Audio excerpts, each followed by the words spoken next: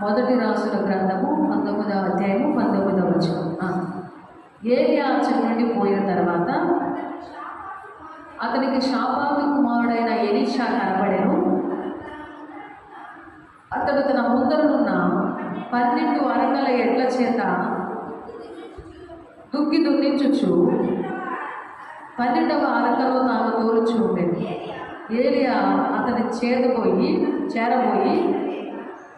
తన దుప్పటి అతని మీద వేయగా అతడు ఎడ్లను విడిచి ఏలియా వెంట పరిగెత్తి, నేను పోయి నా తల్లిదండ్రులను ముద్దు పెట్టుకొని తిరిగి వచ్చి నిన్ను వెంబడించదనని చెప్పి అతన్ని సెలవడగా అతడు పోయి రమ్ము, నా వల్ల నీకు నిర్బంధం లేదని చెప్పాను.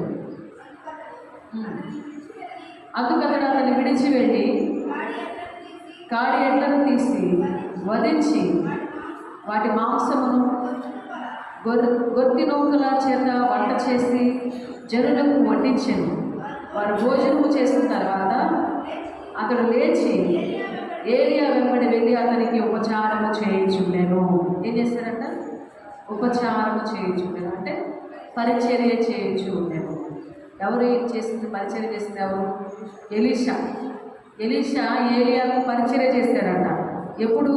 ఎప్పుడైతే ఆయన వెళ్ళి ఆ ప్రాంతంలో ఎలీషా దగ్గరకు వెళ్ళి ఆయన దగ్గర ఈ మాట చెప్పాడు. ఏమని చెప్పాడంటే, షాపాతు కుమారుడైనటువంటి ఎలీషా దగ్గరికి వెళ్ళి అతడు తన ముందరున్నటువంటి 12 అరకలతో ఎడ్లను దున్నుతూ ఉన్నటువంటి వాడుగా ఉన్నాడు.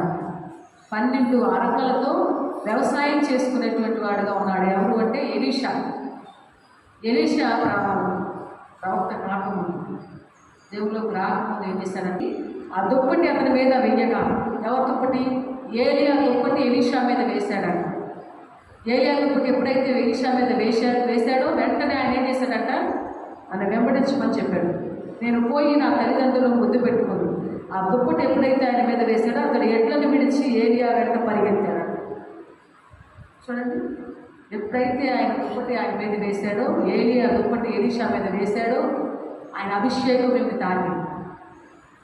ఏలియాలో ఉన్న అభిషేకం ఎలీషాను తాకింది. ఇక వెంటనే ఏం చేశాడంటే ఏలియా మన పరిగెత్తాడు. అయ్యా, నేను ఇంటికి వెళ్ళి నా తల్లిదండ్రులతో ఒక మాట చెప్పి నేను వస్తానని చెప్పినప్పుడు, సరే వెళ్ళిరామని చెప్పాడు. చెప్పినప్పుడు ఆ 12 అరకల ఎడ్లను ఏం చేశాడంటే ఎడ్లను వండి గొత్తినాగుల చేత వంట చేసి వారందరికీ ఊరందరికీ భోజనాలు చేసి నేను సేవకు వెళ్ళిపోతున్నాను పరిచర్యకు అని చెప్పేసి ఆయన పరిచర్యకు వచ్చేస్తాడు. ఏలియా దుప్పటి ఎప్పుడైతే ఎలీషా మీద పడిందో, దుప్పటి పైన వేసుకునేటువంటి ఒక పై వస్త్రం లేకపోతే దుప్పటి, ఆ దుప్పటి ఎప్పుడైతే ఆయన మీద పడిందో వెంటనే ఆయన పరిగెత్తుకొని ఏలియా వెంబడి వచ్చేసాడు. ఏలియా వెంబడి వచ్చేసి ఏం చేశాడు? ఇక అయ్యా, నేను నా తల్లిదండ్రులకు చెప్పొస్తాను. అమ్మా చదువుతాను సార్, నేను పోయి నా తల్లిదండ్రులను ముద్దు పెట్టుకొని తిరిగి వచ్చి నేను వెంబడించదనని చెప్పి అతన్ని సెలవడగా అతడు పోయి రమ్ము, నా వల్ల నీకు నిర్బంధం లేదని చెప్పాను. అందుకతడు అతన్ని విడిచి వెళ్ళి కాడి ఎడ్లను తీసి వధించి వాటి మాంసమును గొత్తి నౌకల చేత వంట చేసి జనులకు వడ్డించాను. వారు భోజనం చేసిన తర్వాత అతడు లేచి ఏలియా వెంబడి వెళ్ళి అతనికి ఉపచారము చేయించుండెను.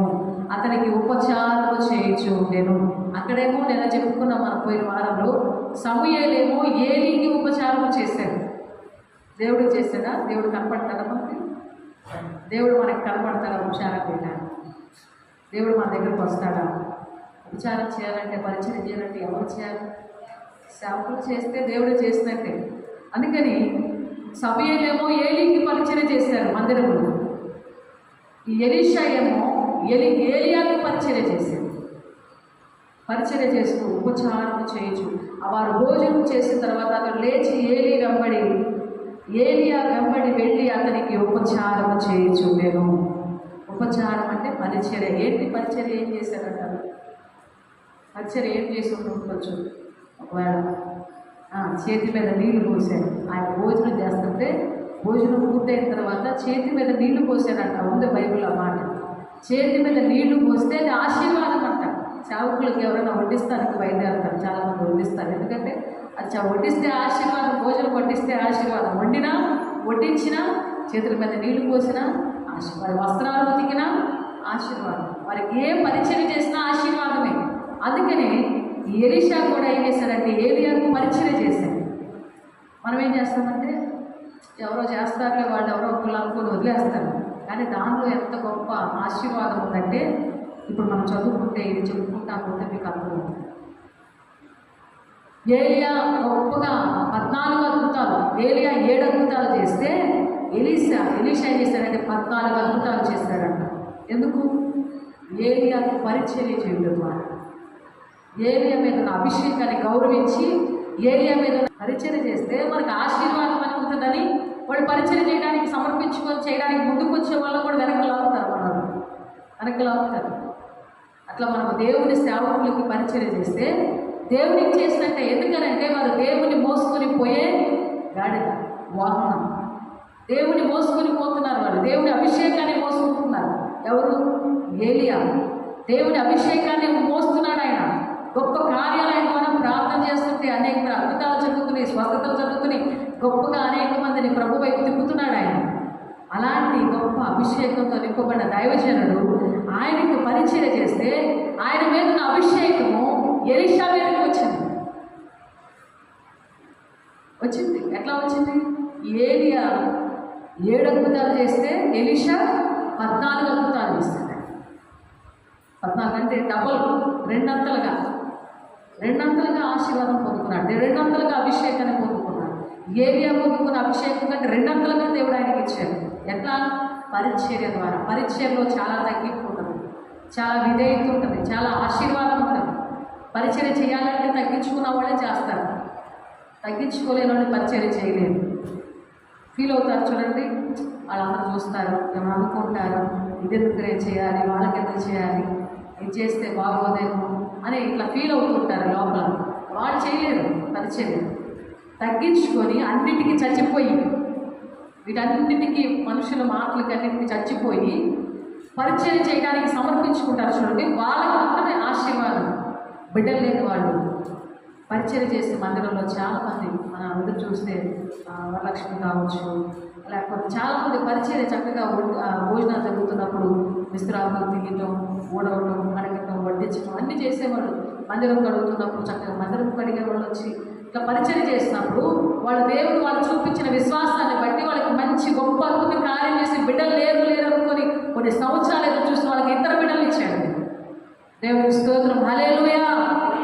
కొన్ని సంవత్సరాలు బిడ్డలు లేక బాధపడ్డాడు కదా, అవునా? అట్లా దేవుడు ఆమెకు కూడా బిడ్డలు ఇచ్చాడు. అట్లా కొంతమంది పరిచయం చేసి తర్వాత ఇది కూడా చేస్తున్నారు పాపం. సునీత కావచ్చు, ఆనంద ఎంతమంది మరి రాణి కావచ్చు, లేకపోతే రాణి కావచ్చు, పరిచయం చేస్తున్నారు. వారు కూడా పరిచయం చేస్తున్నారు. కానీ ఒక సమయం ఉంటుంది, కొంతమందికి ఆలస్యం అవుతుంది. ఆలస్యమైన అద్భుతంగా దేవుడు దయచేయాలి. అందుకని హన్నా కూడా ఏం చేసింది? ఆలస్యంగానే పొందుకున్నా తొందరగా వచ్చేసింది ఆ గర్భఫలం హన్నాకి. హన్నా కొన్ని సంవత్సరాలు ఎదురు చూసింది. దేవుని స్థితిలో కొన్ని సంవత్సరాలు ఎదురు చూసినప్పుడు దేవుని స్థితిలో కన్నీరు కాచి విశ్వాసంతో ఆమె మొరపెట్టినప్పుడు ఆమె మూలుగులను, ఆమె ప్రార్థన దేవుడు ఆలకించాడు. మందిరంలో, షిలోహు మందిరంలోకి వెళ్ళి ప్రార్థన చేసింది. దేవుడి ఎదుట ప్రార్థించినప్పుడు ఆ ప్రార్థన దేవుడు చూశాడు. ఆమె కన్నీటిని చూశాడు, ఆమె ఉపవాసం చూశాడు. ఉపవాసంతో కడుపు కట్టుకొని దేవుని సన్నిధిలో ఆమె చేసే ప్రార్థన దేవుడు చూసి అద్భుతమైన కార్యాన్ని దేవుడు హన్నా జీవితంలో జరిగించాడు. అలాగే పరిచర్యలో కూడా ఆశీర్వాదం. పరిచర్య చేస్తే గొప్ప దీవెనలు ఉంటాయి. అందుకని పరిచర్య చేస్తాను. అట్లా బిడ్డలు లేనటువంటి వారు పరిచర్య చేస్తున్నప్పుడు ఏమవుతుందంటే ఆ పరిచర్య వారికి ఆశీర్వాదకరంగా మార్చబడుతుంది. ఎందుకంటే సేవకుల చేతి మీద నీళ్లు పోసినా అది ఆశీర్వాదమే. అది చేతులు కడుక్కుంటున్నప్పుడు కనీసం ఊరికడ చెయ్యి మీద నీళ్ళు పోసినా ఆశీర్వాదం, వాళ్ళకు వండినా ఆశీర్వాదం, వడ్డించినా ఆశీర్వాదం. చాలామంది అనుకుంటారు ఎంత కష్టపడి వంట దగ్గర కూర్చొని శ్రమపడి వేడి ఇదంతా ఎంత బాధ అవసరం అనుకుంటారు. కానీ నువ్వు దేవుని బిడ్డలకి ఎంత కష్టపడి నువ్వు పరిచయం చేస్తావో అంతంత ఆశీర్వాదం నీకు కలుగుగాక. ఆమేన్.